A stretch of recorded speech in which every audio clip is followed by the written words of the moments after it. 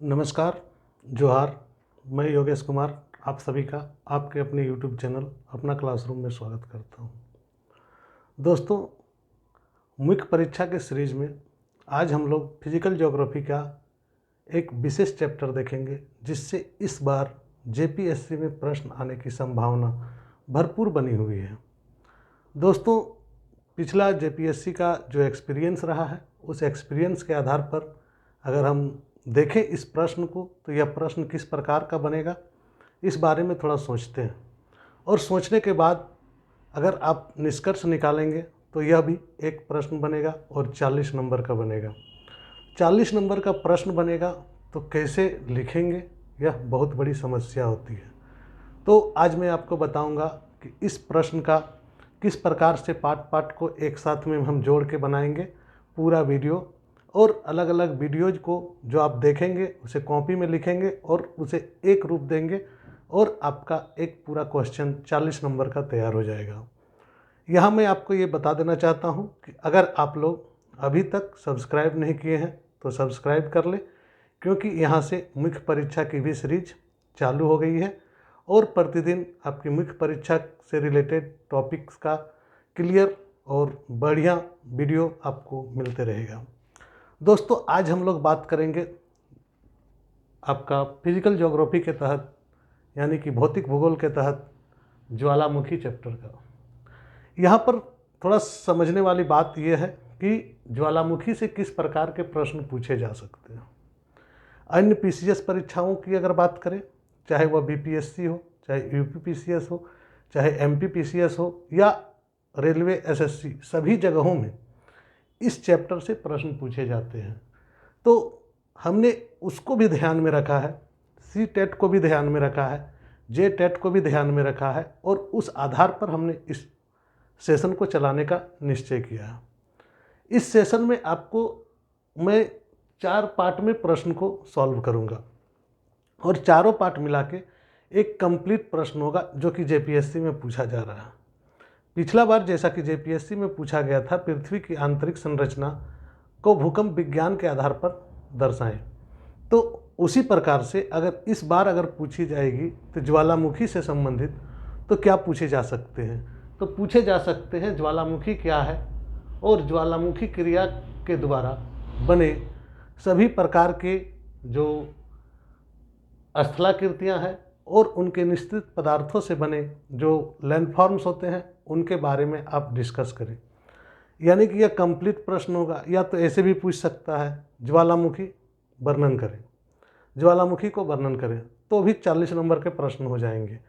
इस प्रकार से जेपीएससी का पूछने का ट्रेंड्स रहा है, और इस प्रकार से जेपीएससी हमेशा से प्रश्न पूछते आई है। ज्वालामुखी लिख दिया जाएगा और शांत, यानी कि कंप्लीट अब आप लिखते रहिए क्या लिखना है। तो उसी सारे प्रॉब्लम्स को सॉर्ट आउट करने के उद्देश्य से यह वीडियो है, और इस वीडियो में मैं 4 प्रश्न लिया हूँ। कि पहला प्रश्न है कि ज्वालामुखी तथा ज्वालामुखी क्रिया क्या है। आज हम सभी इस प्रश्न को फोकस करेंगे और इस प्रश्न को सॉर्ट आउट करेंगे।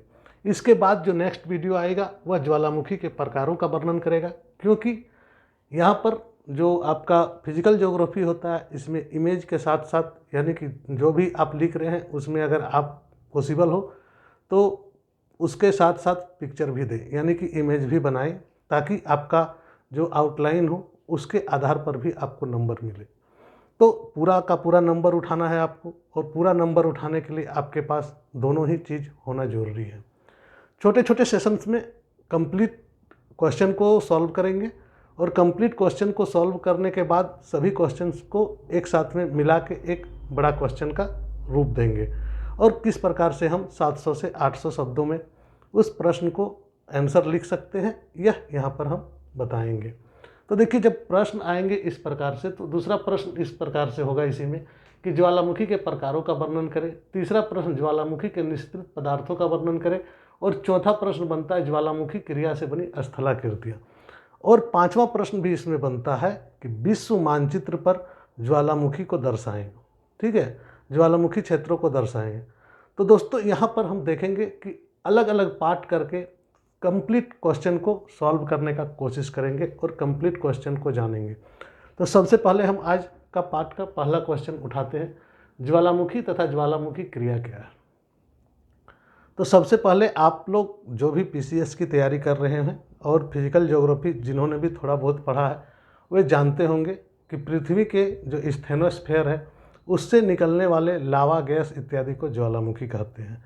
तो वह किस प्रकार से होता है वह इस इमेज के माध्यम से जानेंगे। जो ये मैग्मा है यानी स्टेनोस्फेयर में जो मैग्मा है, यह मैग्मा धीरे धीरे पृथ्वी के धरातल का ऊपर की ओर जाती है और यह बाहर निकलती है, और इसी बाहर निकलने की क्रिया को हम ज्वालामुखी कहते हैं। इसमें बहुत सारी चीज़ें निकलती है। पहला तो लावा निकलती है, जलवाष्प निकलते हैं, गैसेस निकलते हैं आपका, और जो मैग्मा का जो तरल रूप है उसके अलावे बड़े बड़े चट्टान भी इससे निकलते हैं। यानी कि जो निश्चित जो रूप है उन सभी रूपों को हम ध्यान देंगे और उन सभी के बारे में नेक्स्ट वीडियो में चर्चा करेंगे। आज हम लोग चर्चा करेंगे ज्वालामुखी की परिभाषा, यानी कि इसकी परिभाषा क्या है। तो यहाँ पर लिखते हैं परिभाषा।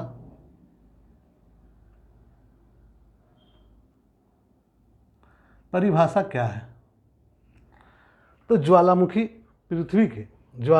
पृथ्वी के भूपटल पर वह विदर या छिद्र है।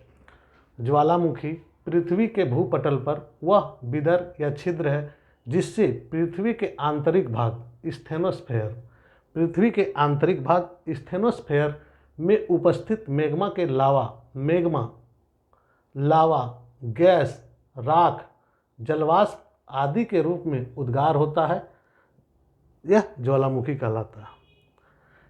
अब इस बात को समझेंगे कि पृथ्वी के भूपटल पर वह छिद्र, यानी कि पृथ्वी के ऊपर पट्टी पर एक ऐसा छिद्र या एक ऐसा छेद जिसको बोलेंगे, जिसके द्वारा पृथ्वी के आंतरिक भाग यानी कि स्टेनोस्फेयर से जो निकलता है वह लावा, मैग्मा, गैस या राख या जलवाष्प हो, उसे हम ज्वालामुखी कहते हैं। तो ज्वालामुखी क्रिया क्या है? तो ज्वालामुखी क्रिया के अंतर्गत पृथ्वी के आंतरिक भाग से लावा, राख, गैस आदि की उत्पत्ति से लेकर, देखिए यहाँ पर सिर्फ उत्पत्ति को हम लोग ज्वालामुखी कहते थे, और यहाँ पर क्या कहते हैं, पृथ्वी के ज्वालामुखी क्रिया के अंतर्गत पृथ्वी के आंतरिक भाग से लावा, राख, गैस आदि की उत्पत्ति से लेकर पृथ्वी के भीतर या बाहर प्रकट होने की सभी क्रियाओं को ज्वालामुखी क्रिया में शामिल किया जाता है। अब यहाँ पर थोड़ा समझेंगे तो क्लियर हो जाएगा।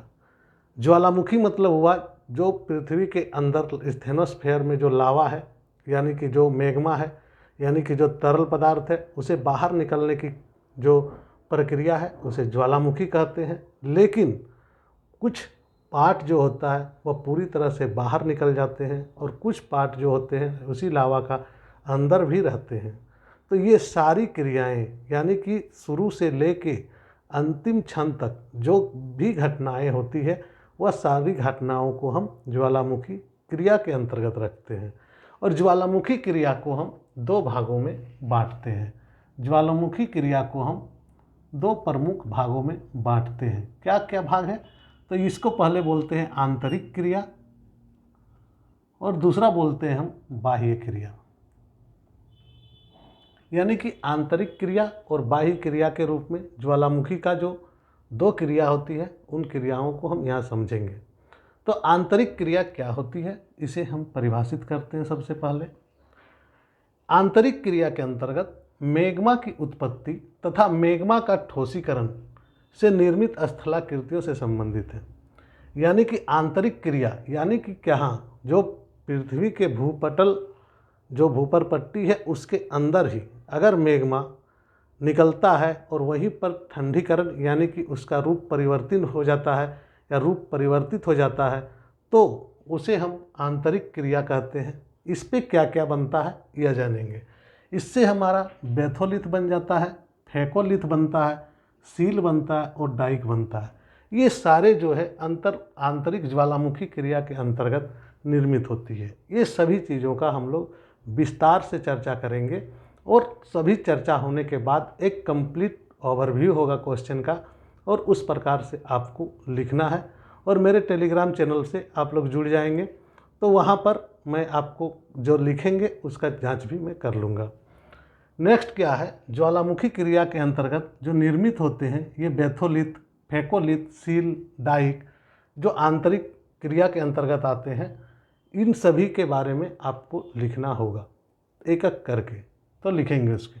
अभी हम जानते हैं बाह्य क्रिया में।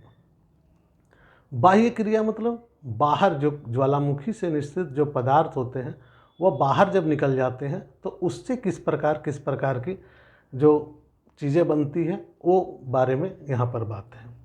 बाह्य क्रिया के अंतर्गत मैग्मा के लावा, गैस, राख इत्यादि के रूप में भूपर पट्टी से बाहर निकलने, यानी कि बाहर निकलने की क्रिया को कहते हैं। यानी कि पृथ्वी के धरातल से कंप्लीटली अगर बाहर निकल जाता है तो उसे हम बाह्य क्रिया कहते हैं। इसमें क्या होता है ये आपको दिखता भी है। आंतरिक क्रिया जो होती है वह आपको स्पष्ट आंखों से नहीं दिखता है, वह या तो खुदाई से दिखता है या तो फिर भूगर्भ शास्त्रियों के अध्ययन से पता चलता है, परंतु बाह्य क्रिया आपको नज़र आएगी।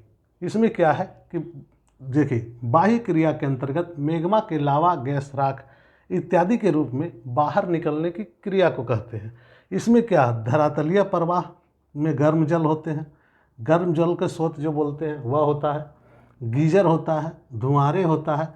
इन सभी चीज़ें हम लोगों को खुली आंखों से नज़र आ जाती हैं।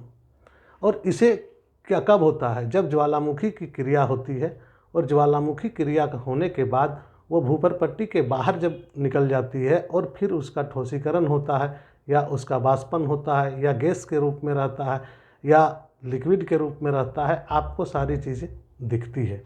तो यही आपका बाह्य क्रिया। इससे बहुत सारे निर्माण होते हैं, जिसमें से एक है सिंडर शंकु, लावा शंकु, लावा गुंबद, कोल्डेरा, क्रेटर झील, इन सभी का निर्माण होता है।